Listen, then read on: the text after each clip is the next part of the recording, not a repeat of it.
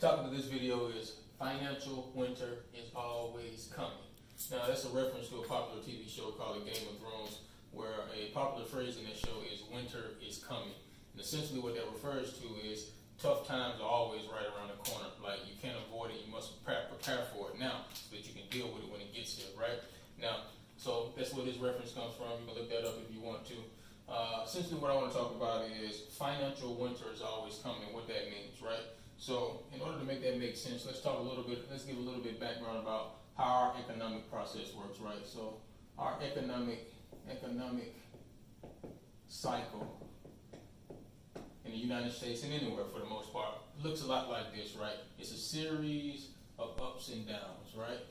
And what we call these are, when it's up, it's a boom. When it's down, it's a bust. Up, it's a boom. Down, it's a bust, right? Okay, cool. So essentially what a bust is just another word for recession, right? A boom is another word for good times in the economy. So when the economy is doing real well, we're in a boom period. When the economy is doing bad, we're in a bust or a recession period, right? Now, this is a fact of life. You can look back over the history of the United States, over the history of any kind of financial market, and you will see that this is how the economic cycle looks. It goes up and down, goes up and down, right? Now, within this context, let's talk about the lives of three different types of people, right? The first group of people is what I call all the time winners. Second group, all the time losers. And the third group are people who I call alternating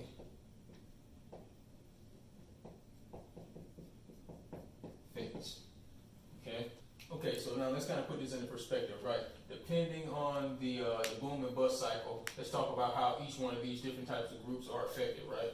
Now, let's talk about this in terms of, one, their characteristics, okay? And two, we'll talk in terms of the results that they get, right? The results that people in these two groups get. Now, the characteristics of the people in the all the time winner groups, these people are prepared, very prepared. Just put very. Let's go very prepared, and organized. All the time losers are unprepared and unorganized.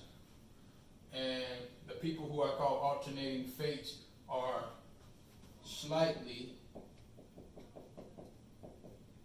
prepared, but at the same time, they have a false sense of security. All right, now that we have the characteristics down, let's talk about the results for these different people, right? Now, the people who are in this group, the all-the-time winners, they are very prepared and very organized, which means the results for them, it doesn't matter whether the economy is up or down. It doesn't matter. They don't care about the economy, right? The economy doesn't matter. No matter what, their standard of living will always be up. They will always have positive results. It doesn't matter because they're well prepared, well organized. When the economy is up, they're doing well. When the economy is down, they're still doing well because they're prepared to be able to be in that position, right? Now, the second group of people who I call the all-the-time losers, unprepared, unorganized. Actually, the economy doesn't really matter much for them either. Economy doesn't matter. Let's put matter for them either. Economy doesn't matter for them either because their standard of living is always down. Whether the economy is booming or busting, the people who are all the time losers, they're unprepared, unorganized, it doesn't matter what the economy does. These people are going to be losing anyway. They're going to have a low standard of living, a lower standard of living than these people anyway, okay?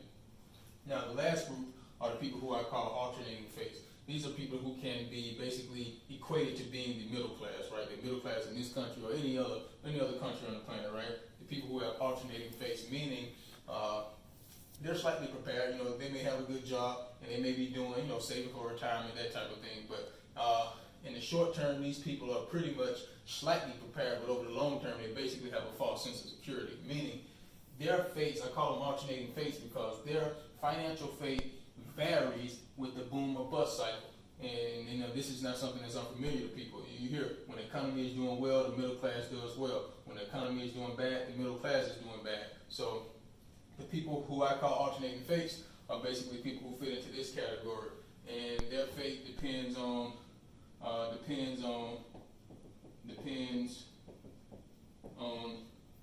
economy. Yeah.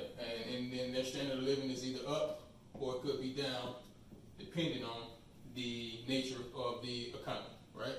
What we have to do is you let it ride, baby. I just keep going.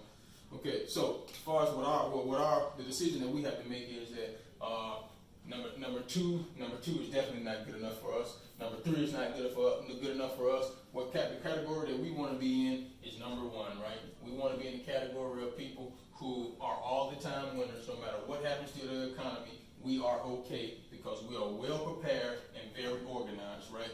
Now, part of what that requires us to do is take advantage of the fact that we have income coming in, take advantage of the fact that we have decent jobs, and we have to be willing to make the necessary sacrifices to create the security that we want going forward. We can't be naive and think that being in this category that things are always going to be good, because history has shown us things are not always good. There are booms where things are going well, there are busts where things are going bad, and who's to say where we're going to lie, what side of the coin we're going to end up on when a bust comes. Maybe we're going to be some of the people who loses our jobs, right? Who loses jobs, right? Maybe we're going to be some of the people who just we're not going to be that lucky when things turn bad. So while things are good, we have to prepare. We have to make sacrifices. We can't buy as much house as we can afford. We can't buy as much car as we can afford. We have to fall back, save more than we spend, invest at a high rate so that the money can be there to shore us up in times of uncertainty.